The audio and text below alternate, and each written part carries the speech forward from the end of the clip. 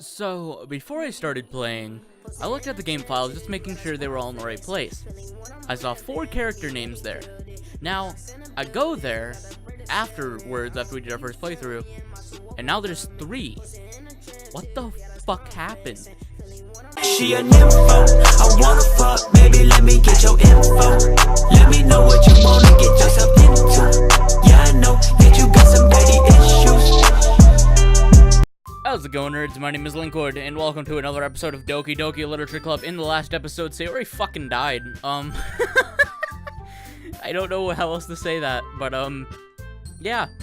Let's get right back into it with this glitched mess.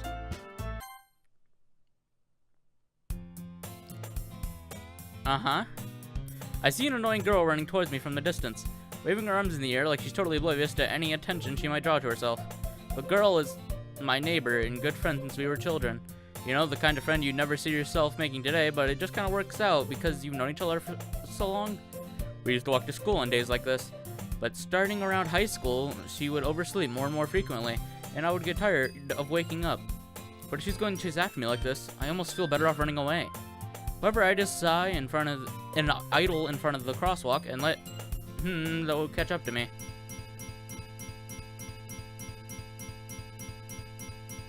Okay. Oh. It's an ordinary school day like any other. Mornings are usually the worst, being surrounded by couples and friend groups walking to school together. Meanwhile, I've always walked to school alone. I always tell myself it's about time to meet some girls or something like that. But I have no motivation to join any clubs.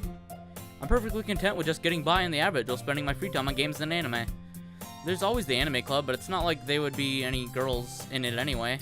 Why do I care? The school day is as ordinary as ever, and it's over before I know it.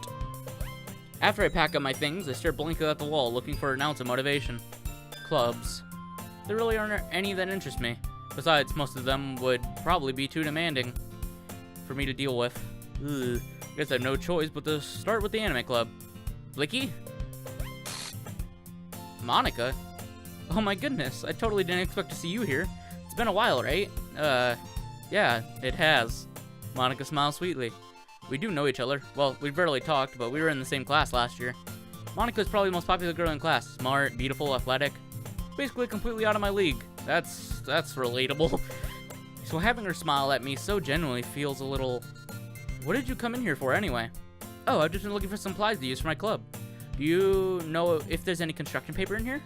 Or markers? I guess you could check the closet. Because it seems like you just came out of it. I hate myself. You're in the debate club, right? About that.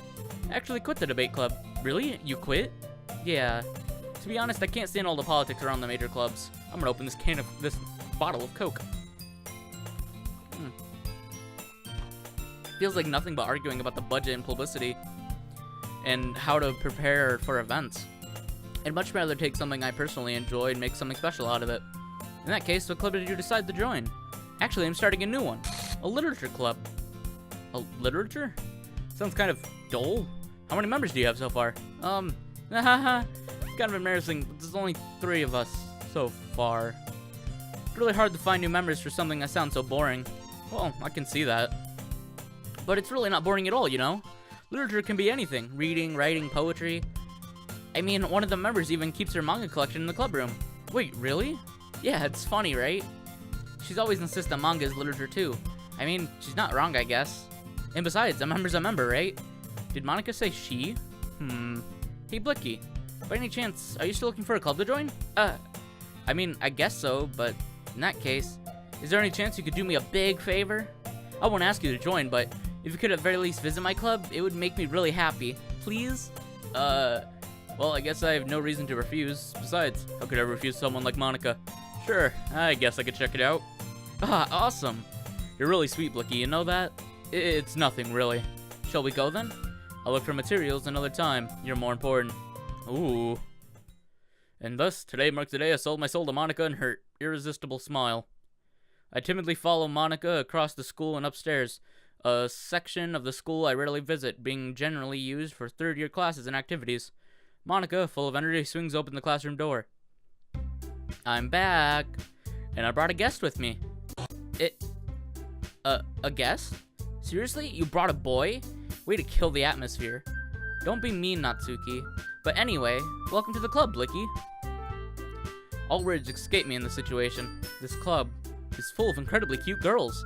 So, let me guess. You're Monika's boyfriend, right? What? No, I'm not. Natsuki, girl with a sour attitude, whose name is apparently Matsuki, is one I don't recognize. Her small figure makes me think she's probably a first year. Anyway, this is Natsuki, energetic as usual. And this is Yuri, the vice president. It's nice to meet you. Yuri, who appears comparably more mature and timid, seems to have a hard time keeping up with someone like Natsuki. Yeah, it's nice to meet the both of you. So I ran into Blicky in the classroom, and he decided to come check out the club. Isn't that great? Wait, Monika, didn't I tell you to let me know in advance before you brought anyone new? I was going to, well, you know. Sorry. I didn't forget that, but I just happened to run into him. In that case, I should at least make some tea, right? Yeah, that would be great. Why don't you come sit down, Blicky? Girls have a few desks arranged to form a table. Yuri walks to the corner of the room and opens the closet. Meanwhile, Monika and Natsuki sit across from each other. Still feeling awkward, I take a seat next to Monika. So, I know you didn't really can, and I'm coming here, but we'll make sure you feel right at home, okay? As president of the Literature Club, it's my duty to make the club fun and exciting for everyone. I'm surprised there aren't more people in the club yet. It must be hard to start a new club. You could put it that way. Not many people are very interested in putting all the effort in writing something brand new, especially when it's something that doesn't grab your attention like literature. You have to work hard to convince people that you're both fun and worthwhile. But it makes school events like the festival that much more important. I'm confident that we can all really grow this club before we graduate. Right, Natsuki? Well, I guess. Natsuki reluctantly agrees. Such different girls, all interested in the same goal. Monika must have really worked hard just to find these two. Yuri returns to the table carrying a tea set. She carefully places a teacup in front of each of us, before setting down the teapot in the middle. You keep a whole tea set in the classroom? Don't worry, the teachers gave us permission. After all, doesn't a hot cup of tea help you enjoy a good book? I guess. Don't let yourself get intimidated. You're just trying to impress you.